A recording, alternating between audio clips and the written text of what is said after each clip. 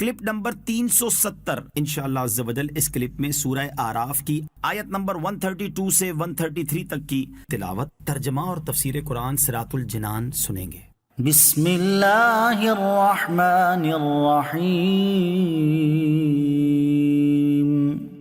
اللہ کے نام سے شروع جو نہایت مہربان رحمت والا ہے۔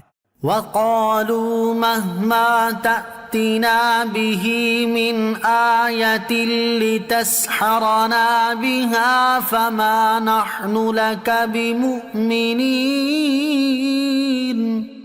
ترجمہ، اور فرعونیوں نے کہا اے موسیٰ تم ہمارے اوپر جادو کرنے کے لیے ہمارے پاس کیسی بھی نشانی لے آؤ، ہم ہرگز تم پر ایمان لانے والے نہیں۔ وقالوا، اور بولے۔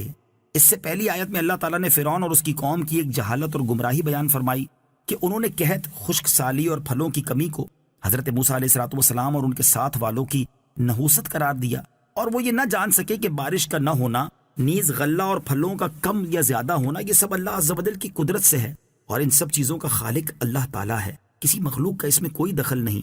اب اس آیت میں ان کی ایک اور جہالت بیان فرمائی کہ یہ لوگ معجزہ اور سحر میں فرق نہیں کرتے، اور حضرت موسیٰ علیہ السلام کا عصا جو اژدہا بن گیا تھا اسے سحر کہتے تھے، حالانکہ ان کے تمام بڑے بڑے جادوگر حضرت موسیٰ علیہ السلام کے معجزے کے سامنے عاجز ہو چکے تھے۔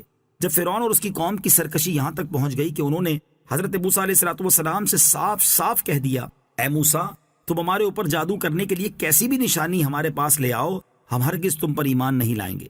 تو حضرت موسیٰ علیہ السلام نے ان کے خلاف دعا کی۔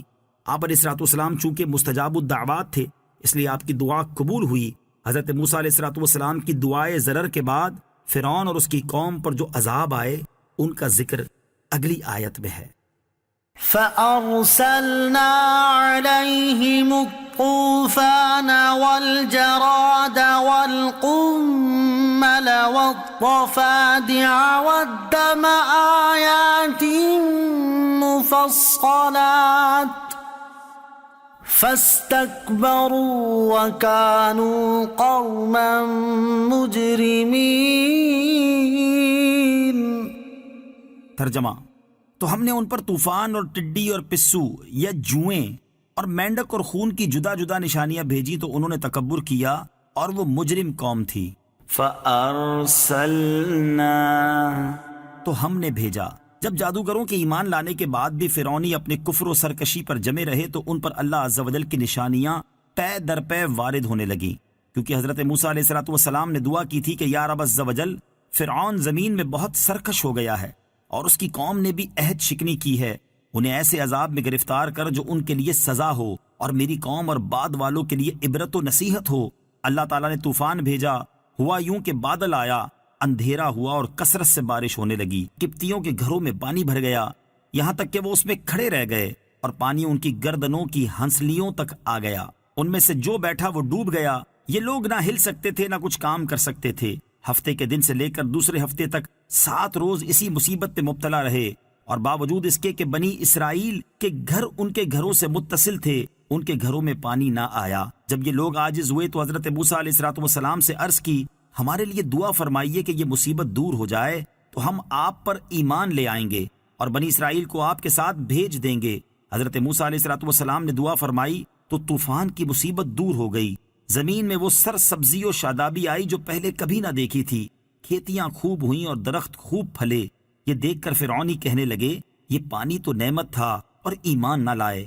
1 مہینہ تو عافیت سے گزرا، پھر اللہ تعالیٰ نے ٹڈی بھیجی، وہ کھیتیاں اور پھل، درختوں کے پتے، مکان کے دروازے، چھتیں، تختے، سامان، حتیٰ کہ لوہے کی کیلیں تک کھا گئیں اور قبطیوں کے گھروں میں بھر گئیں، لیکن بنی اسرائیل کے یہاں نہ گئیں۔ اب قبطیوں نے پریشان ہو کر پھر حضرت موسیٰ علیہ السلام سے دعا کی درخواست کی اور ایمان لانے کا وعدہ کیا، اس پر عہد و پیمان کیا۔ 7 روز یعنی ہفتے سے ہفتے تک ٹڈی کی مصیبت میں مبتلا رہے، پھر حضرت موسیٰ علیہ السلام کی دعا سے نجات پائی۔ کھیتیاں اور پھل جو کچھ باقی رہ گئے تھے انہیں دیکھ کر کہنے لگے یہ ہمیں کافی ہیں، ہم اپنا دین نہیں چھوڑتے، چنانچہ ایمان نہ لائے، عہد وفا نہ کیا اور اپنے اعمال خبیثہ میں مبتلا ہو گئے۔ 1 مہینہ عافیت سے گزرا، پھر اللہ تعالیٰ نے کمل بھیجے۔ اس میں مفسرین کا اختلاف ہے، بعض کہتے ہیں کمل گھن ہے، بعض کہتے ہیں جو، بعض کہتے ہیں جوں، بعض کہتے ہیں ایک اور چھوٹا سا کیڑا ہے۔ اس کیڑے نے جو کھیتیاں اور پھل باقی رہے تھے وہ کھا لیے، یہ کیڑا کپڑوں میں گھس جاتا تھا اور جلد کو کاٹتا تھا، کھانے میں بھر جاتا تھا۔ اگر کوئی 10 بوری گندم چکی پر لے جاتا تو 3 سیر واپس لاتا، باقی سب کیڑے کھا جاتے۔ یہ کیڑے فرعونیوں کے بال، بھویں، پلکے چاٹ گئے، ان کے جسم پر چیچک کی طرح بھر جاتے، حتیٰ کہ ان کیڑوں نے ان کا سونا دشوار کر دیا تھا۔ اس مصیبت سے فرعونی چیخ پڑے اور انہوں نے حضرت موسیٰ علیہ السلام سے عرض کی، ہم توبہ کرتے ہیں، آپ اس بلا کے دور ہونے کی دعا فرمائیے۔ چنانچہ 7 روز کے بعد یہ مصیبت بھی حضرت موسیٰ علیہ السلام کی دعا سے دور ہوئی، لیکن فرعونیوں نے پھر عہد شکنی کی اور پہلے سے زیادہ خبیث تر عمل شروع کر دیے۔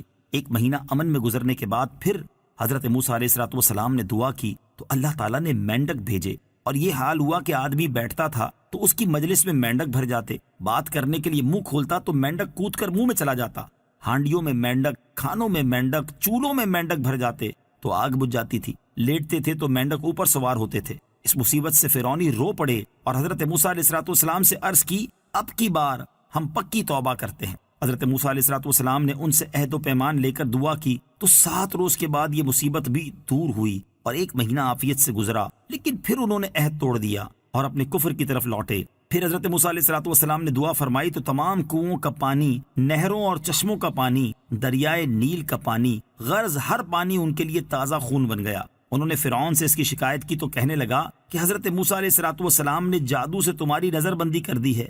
انہوں نے کہا، تم کس نظر بندی کی بات کر رہے ہو؟ ہمارے برتنوں میں خون کے سوا پانی کا نام و نشان ہی نہیں۔